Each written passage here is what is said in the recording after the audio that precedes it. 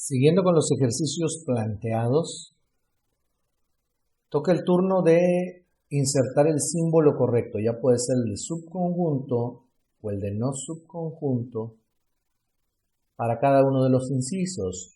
Muy bien, entonces en el inciso A nos preguntan, conjunto vacío, nos pone una coma que hay que sustituir con subconjunto o no subconjunto, el conjunto A.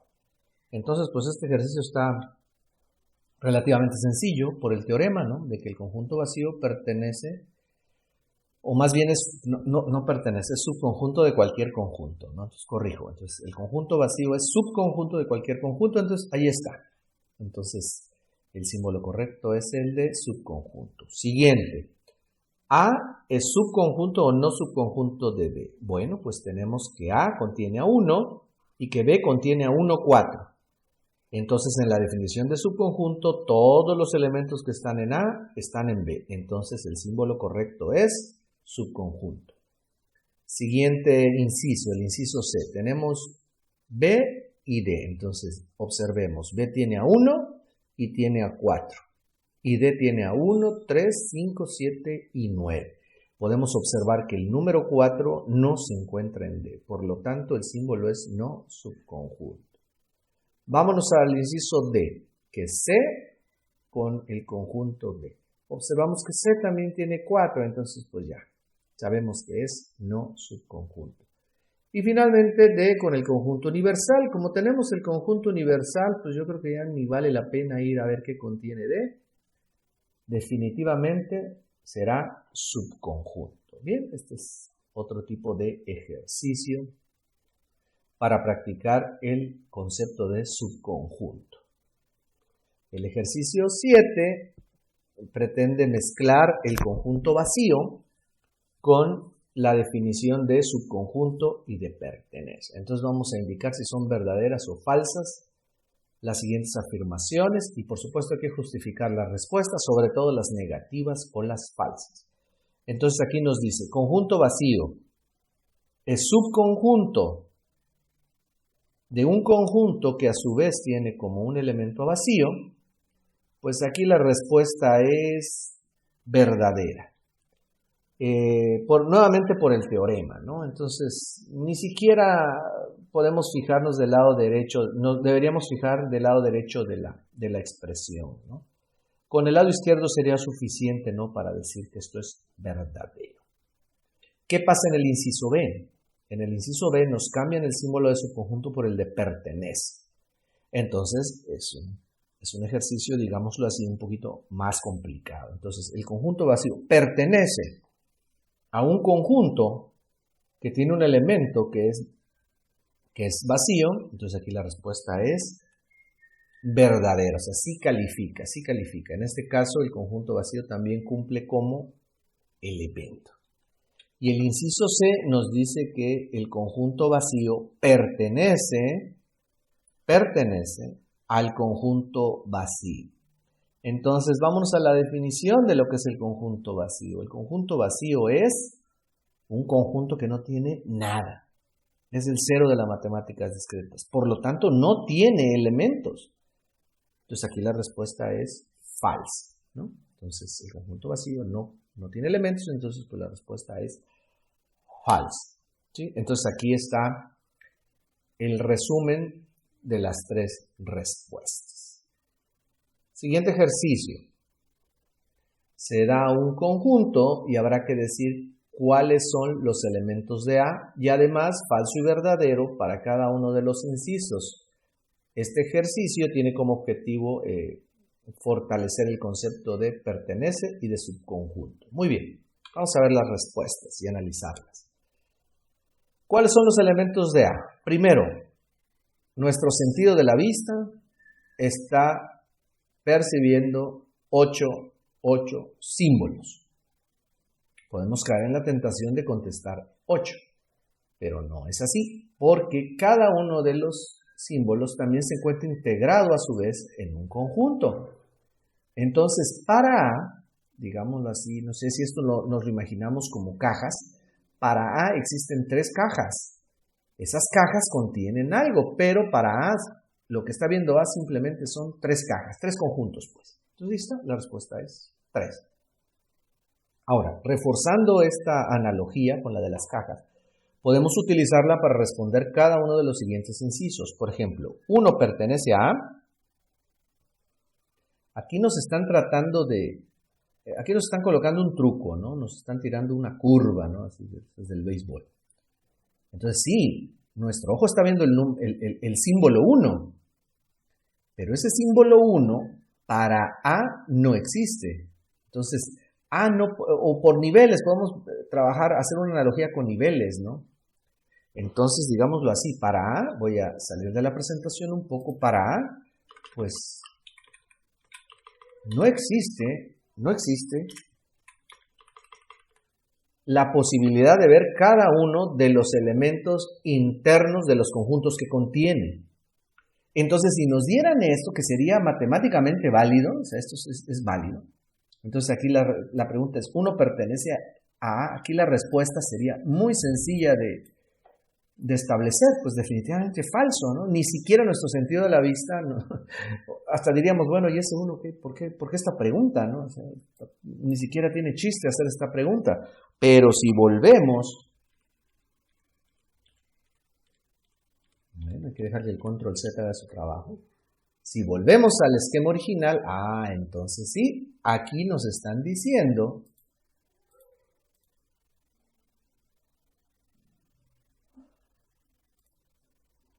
aquí nos están preguntando si 1 pertenece a. Entonces nuestro ojo nos puede traicionar y podríamos contestar sí. No. 1 no pertenece a. 1 pertenece al primer elemento de A. Eso sí sería verdadero. Entonces la respuesta es falsa.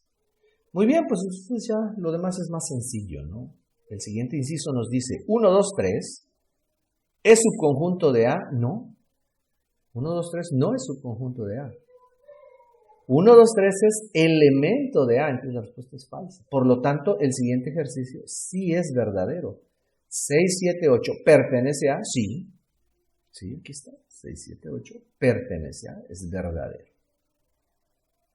Siguiente, entonces para que el inciso 2 sea verdadero, para que este inciso sea verdadero, esto tendría que ir entre llaves.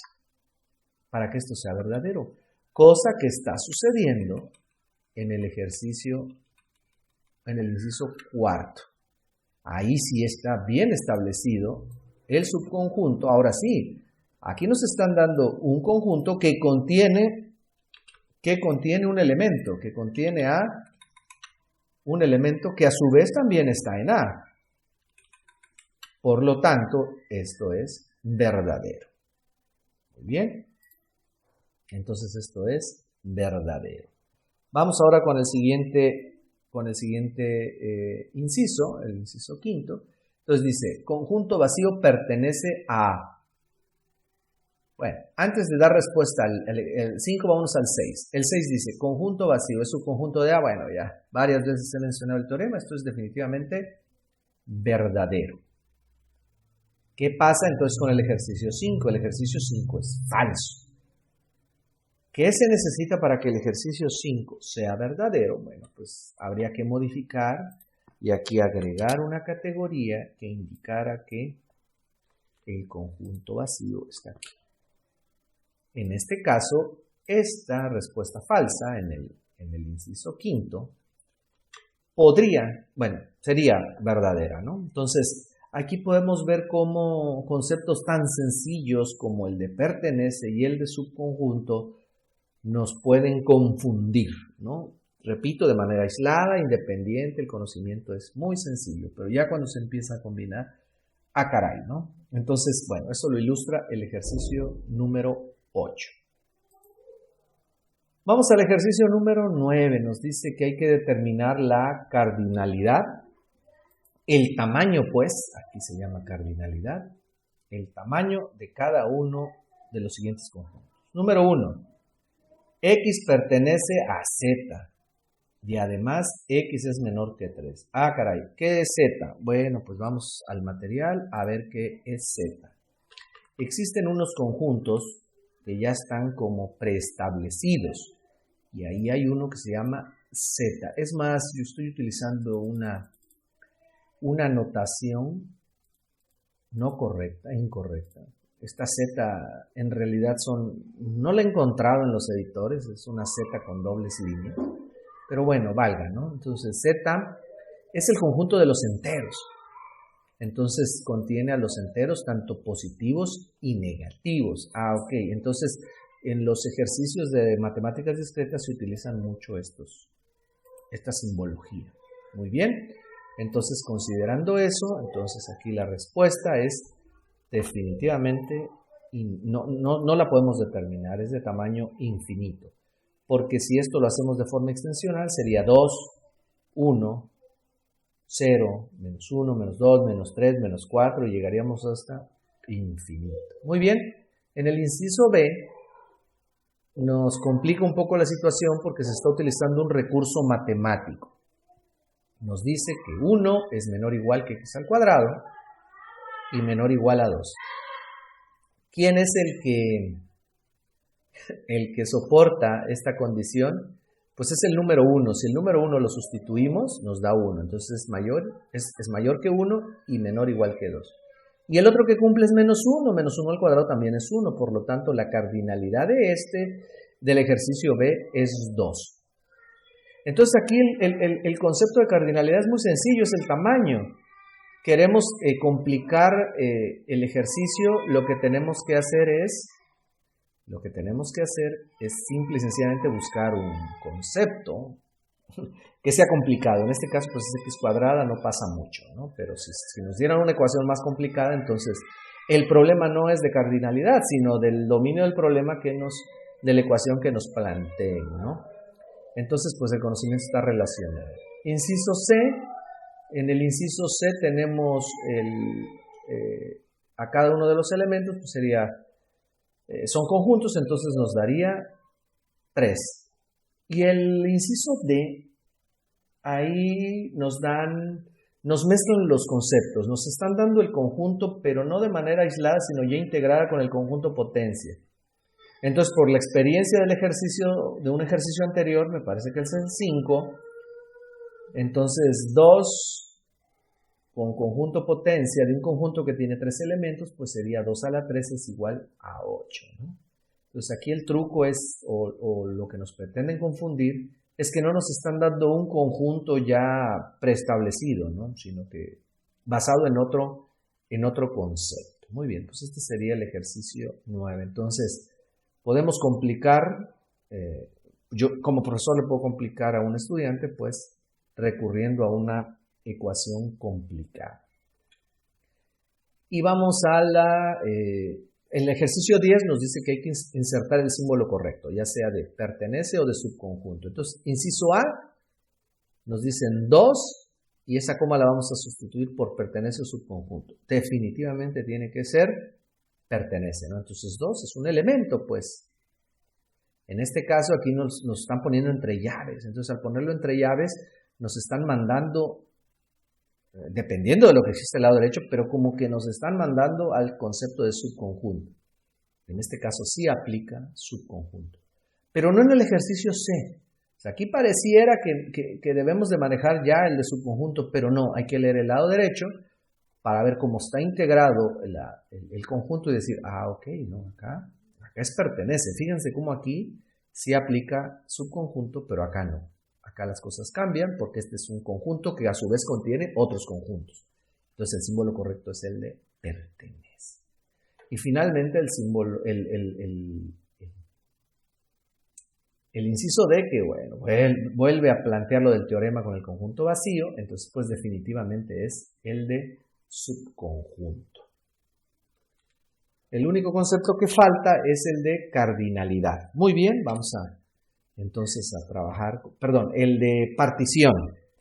Partición, no cardinalidad, el de partición. Vamos a ver cuáles de las siguientes particiones son válidas. Muy bien, tenemos 3 incisos.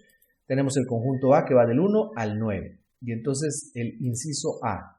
En el inciso A, ahí está la partición, entonces voy a ir al material para ver qué características debe de cumplir una partición. Una partición debe de cumplir 3 características. La primera pues es automática, es que cada elemento de la partición, ¿sí? Aquí está, el símbolo que se utiliza es pi mayúscula del alfabeto griego, es un conjunto no vacío. La segunda regla es que nos dice que deben ser disjuntos entre sí. Vamos a ver si son disjuntos. O sea, no hay ningún elemento que esté repetido. Entonces, 1, 3, 5, 2, 4, 7, 8, 9. Entonces, cumple con la segunda regla. Y la tercera regla es que la unión de los elementos genera el mismo conjunto. Muy bien, entonces, si vemos 1, 2, 3, 4, 5, 6, 7, no está el 6. Entonces, al no estar el 6, entonces no se puede generar el mismo conjunto. Entonces, ¿cuál es la respuesta para el inciso A? La respuesta para el inciso A es simple y sencillamente no. ¿Por qué? Por el 6. Inciso B. Cumple con la regla 2. 1, 2, 3, 4. Ah, no, miento. Aquí está el 2 y aquí está el 2. Entonces, no se cumple con la regla de disjunto. ¿Se acuerdan que por ahí su servidor comentó en el material el concepto de disjunto? ¿Por qué? Porque disjunto le da, por así decirlo, nos sirve para definir partición. Entonces hay que definir lo que es un conjunto disjunto previamente, ¿no? Aquí está la definición. Y cuando se explicó lo de conjunto disjunto, tenemos un problema que no hemos explicado, que es la intersección. No se explicó qué es la intersección. Entonces, bueno, repito, es un juego de palabras que no podemos ganar. Ni en las matemáticas, ni en los idiomas, ni en el conocimiento en general. Muy bien. Entonces aquí la respuesta es no por el número 2 que nos da la intersección. Y en el último ejercicio, pues aquí tenemos 1, 2, 4, 5, 3, 6, 9, 7 y 8. Al parecer no hay intersección, entonces se cumple la regla número 2. Y luego tenemos 1, 2, 3, 4, 5, 6, 7, 8 y 9. Todos los elementos que están acá, si hacemos la operación unión, forman el conjunto original. Entonces, esta sí es una partición válida. Muy bien. Entonces, aquí podemos apreciar cómo conceptos tan inofensivos, con ciertas combinaciones,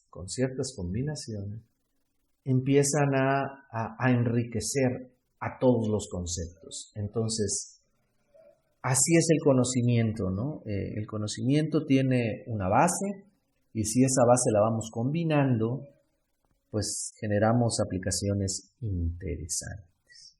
Muy bien, pues con respecto a los ejercicios, esto sería todo.